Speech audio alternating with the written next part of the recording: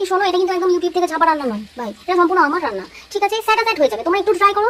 আমার না ওই ভীষণ রান্না করে ভাই, তাতে একদম ভালো লাগে না। স্যাটাসাইড করবো, বেরিয়ে যাবো, অন্য কাজ করবো, রূপচর্চা করবো, ব্যাস। তাহলে শোনো, মাছগুলো ভেজে নিলাম, ভেজে ওই মিক্সার গ্রাইন্ডারের জারে আমার কাজু আর পোস্ত ভিজিয়ে রেখেছিলাম। আরে অন্য বাটিতে ভেজে আমার তো ধুতে হবে ভাই, অত টাইম নেই। এবার দিয়ে দিলাম রসুন আর আদা, তারপরে দিয়ে দেবো টমেটো। তো এগুলো দিয়ে একটা ভালো করে পেস্ট করে নেবো। আলাদা করে নিলেই হতো, কিন্তু ভাই ওই তো বললাম তাড়াতাড়ি করবো, বেরিয়ে যাবো, রূপচর্চা করবো, অন্য কাজ করবো। তো ওই মাছ বাছার যে তেলটা ছিল, ওই তেলেতে জিরে ফোড়ন দিয়ে দিলাম, তারপরে কাঁচা লঙ্কা ফোড়ন দিয়ে দিলাম, তারপরে পেঁয়াজ দিয়ে দেবো। এবার যারা বেশি ঝাল খায় তারা একটু বেশি লঙ্কা ফোড়ন দেবে, তো আমার তো বাড়িতে বাচ্চা আছে সেজন্য কম ফোড়ন দিয়েছি। তো এবার মাছটা দিয়ে পেঁয়াজটাকে ভালো করে সাঁতলে নিলাম, দিয়ে তারপরে ওটা আবার ঢাকা দিয়ে দেবো।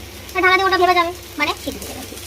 তো ওটা সিদ্ধ হয়ে গেলাম দেখলাম, তারপরে আমি যে পেস্টটা রেডি করেছিলাম পেস্টটা দিয়ে দিলাম। পেস্টটা দিয়ে ভালো করে নেড়ে নেড়ে নেড়ে চেড়ে একদম সুন্দর রকম মাখনের মতো বানিয়ে দেবো। তারপরে দিয়ে দেবো কাসৌরি মেথি, উপর থেকে ছড়িয়ে দেবো। হ্যাঁ, মেথি ছড়িয়ে দিলাম। এইবারে কখন বুঝবে যে মশলাটা হয়েছে, যখন দেখবে এই দেখো দেখো কড়াই থেকে যখন উঠে আসছে, তখন বুঝে হয়ে গেছে। তারপরে একটু গরম জল দিয়ে দেবো। গরম জলে দেবে কিন্তু টেস্টটা হেভি হবে, হেভি। শোনো, আমার কথা বিশ্বাস করে একবার করে দেখো, দারুণ হয় আর খুব সুন্দর, মানে তাড়াতাড়ি হয়ে যায়। হ্যাঁ, এরপর যখন দেখলাম সব কিছু কমপ্লিট হয়ে গেলো, ভালো করে মিক্সিংটা হয়ে গেল, একটু মাছগুলো দিয়ে দিলাম। মাছগুলো দিয়ে এবার হালকা করে একটু ফুটিয়ে নেবো। তারপরে উপর থেকে কটা কাঁচা লঙ্কা ছড়িয়ে দেবো, মানে গোটা কাঁচা লঙ্কা, এতে টেস্টটা ভীষণ ভালো আসে।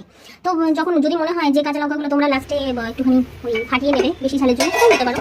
এরপর গরম মশলা দিলাম, এটা আমার হোমমেড গরম মশলা, যদি বলো কোনোদিন আমি শেয়ার করে দেবো। তো এই পর্যন্তই, টাটা বাই।